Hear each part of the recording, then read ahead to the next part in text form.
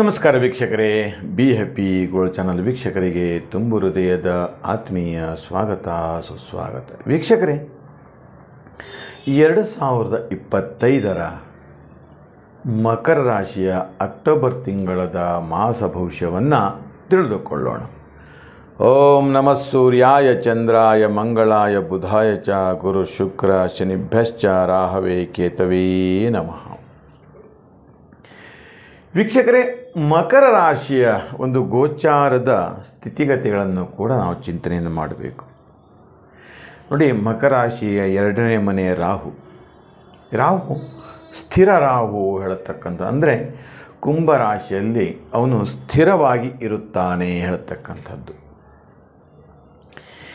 ಈ ಕುಂಭರಾಶಿಯಲ್ಲಿ ಸ್ಥಿರವಾಗಿ ಇರುವುದರಿಂದ ನಿಮ್ಮ ಕೈಯಲ್ಲಿರತಕ್ಕಂಥ ಹಣ ನಿಲ್ತಾ ಇರತಕ್ಕಂಥದ್ದು. ಅಂದರೆ ಯಾವುದೇ ವ್ಯವಹಾರ ಕೆಲಸ ಕಾರ್ಯಗಳನ್ನು ಮಾಡಲಿಕ್ಕೆ ಕೊಡಲ್ಲ. ಹಾಗೆ ಈ ರಾಹು ಹೇಳ್ತಕ್ಕಂಥವನು ಪಿತ್ರಾರ್ಜಿತ ಆಸ್ತಿ ಇರಬಹುದು, ಅಥವಾ ಪಿತ್ರಾರ್ಜಿತ ಧನ ಇರಬಹುದು, ಅಥವಾ ನೀವು ಯಾರಿಗಾದರೂ ಕೊಟ್ಟ ಹಣ ಇರಬಹುದು.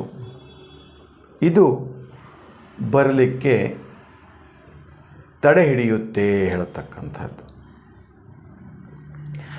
ಅದರಲ್ಲೂ ನಿಮಗೆ ರಾಹು ದಶೆ ನಡೀತಾ ಇದ್ದರೆ ಸುಮಾರು ವರ್ಷಗಳಿಂದ ಕಷ್ಟಪಡ್ತಾನೇ ಇರ್ತೀರಿ ಹೇಳತಕ್ಕಂಥದ್ದು ಕೂಡ ಹೇಳುತ್ತೆ. ಅದು ನಿಮ್ಮ ಜಾತಕದಲ್ಲಿ ನೋಡಿಕೊಂಡಾಗ ಹೆಚ್ಚು ಮಾಹಿತಿ ಸಿಗುತ್ತೆ. ಇನ್ನು ಮೀನರಾಶಿಯಲ್ಲಿ ಶನಿ, ಈ 3ನೇ ಮನೆ ಶನಿ ಹೇಳತಕ್ಕಂಥವನು ಏನು ಹೇಳುತ್ತೆ? ಲಗ್ನಂ ಧನಂ ಭ್ರಾತೃ,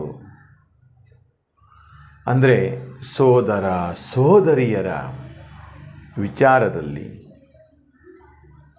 ಆಸ್ತಿಯ ವಿಚಾರ ಇರ್ಬೋದು, ಹಣಕಾಸಿನ ವಿಚಾರ ಇರ್ಬೋದು. ಎಲ್ಲ ಆಸ್ತಿಯನ್ನು ಹೆಣ್ಮಕ್ಕಳಿಗೆ ಮಾಡ್ತಕ್ಕಂಥದ್ದು, ಎಲ್ಲ ದುಡ್ಡು ಹಣಕಾಸಿನ ಸಹಾಯವನ್ನು ಹೆಣ್ಮಕ್ಕಳಿಗೆ ಮಾಡ್ತಕ್ಕಂಥದ್ದು, ಈ ಥರದ ಒಂದು ಮನೋಸ್ಥಿತಿಗಳು ಉಂಟಾಗುತ್ತೆ ಹೇಳ್ತಕ್ಕಂಥದ್ದು. ಹಾಗೆ ಅದರಿಂದ ಬರಬೇಕಾಗಿರ್ತಕ್ಕಂಥ ಲಾಭ ನಷ್ಟಗಳ ಬಗ್ಗೆ ಆಲೋಚನೆಯನ್ನು ಮಾಡುವಲಿಕ್ಕೆ ಆಗುವುದಿಲ್ಲ ಹೇಳ್ತಕ್ಕಂಥದ್ದು.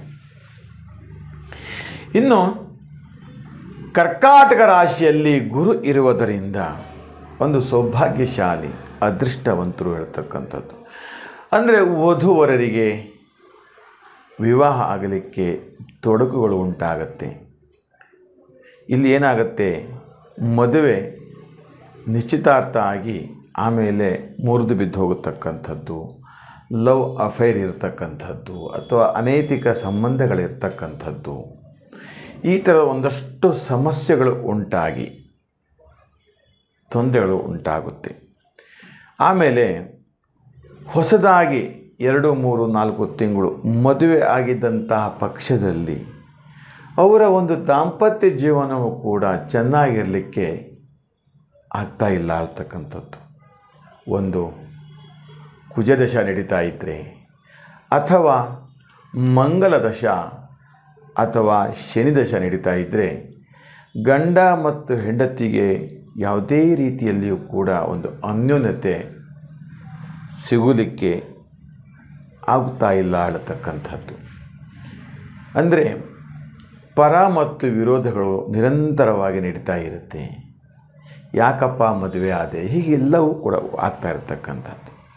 ಇನ್ನು ಸಿಂಹರಾಶಿಯಲ್ಲಿ ಕೇತು ಏನು ಹೇಳುತ್ತೆ? ವೈದ್ಯಕೀಯ ಯಂತ್ರೋಪಕರಣಗಳ ವ್ಯವಹಾರದಲ್ಲಿ ಹೆಚ್ಚೆಚ್ಚು ಲಾಭ ಸಿಗುತ್ತೆ, ಹೆಚ್ಚೆಚ್ಚು ಅನುಗ್ರಹವೂ ಕೂಡ ಉಂಟಾಗುತ್ತೆ, ಧನಾತ್ಮಕವಾದಂತಹ ಯೋಗವೂ ಕೂಡ ಸಿಗುತ್ತೆ ಹೇಳ್ತಕ್ಕಂಥದ್ದು. ಹಾಗೆ ಇನ್ನು ಲಾಭಾಧಿಪತಿ ಯೋಗ, ಧನಯೋಗ ಇವೆಲ್ಲವೂ ಕೂಡ ಇರತಕ್ಕಂಥದ್ದು. ವೀಕ್ಷಕರೇ, ಇನ್ನು ಹಲವಾರು ರೀತಿಯಲ್ಲಿ ಕೂಡ ನಾವು ಜಾತಕಗಳು, ನಿಮ್ಮ ಹೆಸರು ಬಲ ಅಥವಾ ನಿಮ್ಮ ಡೇಟ್ ಆಫ್ ಬರ್ತು, ನಿಮ್ಮ ಭಾವಚಿತ್ರ ಇತ್ಯಾದಿಗಳಲ್ಲಿ ನೀಡಿದಲ್ಲಿ ನಿಮ್ಮ ವೈಯಕ್ತಿಕವಾಗಿ ಪ್ರತಿಯೊಂದು ಸಮಸ್ಯೆಗೂ ಕೂಡ ಒಂದಲ್ಲ ಒಂದು ಪರಿಹಾರ ಇದ್ದೇ ಇದೆ, ಒಂದಲ್ಲ ಒಂದು ಔಷಧಿಗಳು ಸಿಕ್ಕೇ ಸಿಗುತ್ತೆ. ಹೀಗೆ ನಿಮ್ಮ ಇದನ್ನೆಲ್ಲ ಮಾಹಿತಿಗಳನ್ನು ಸಮಸ್ಯೆಗಳನ್ನು ಏನೆಂಬುದನ್ನು ತಿಳಿಸಿ ಅದಕ್ಕೆ ಒಂದು ಯಾವ ರೀತಿಯ ಪರಿಹಾರವನ್ನು ಸೂಚಿಸಬೇಕು ಅಂತ ಹೇಳ್ತಾ ಈ ನಮ್ಮ ವಿಡಿಯೋ ನಿಮಗೆ ಇಷ್ಟವಾದಲ್ಲಿ ಲೈಕ್ ಮಾಡಿ, ಶೇರ್ ಮಾಡಿ ಮತ್ತು ಸಬ್ಸ್ಕ್ರೈಬ್ ಮಾಡಿ ಅಂತ ಹೇಳ್ತಾ ನಿಮಗೆಲ್ಲರಿಗೂ ಶುಭವಾಗಲಿ, ಮಂಗಲವಾಗಲಿ.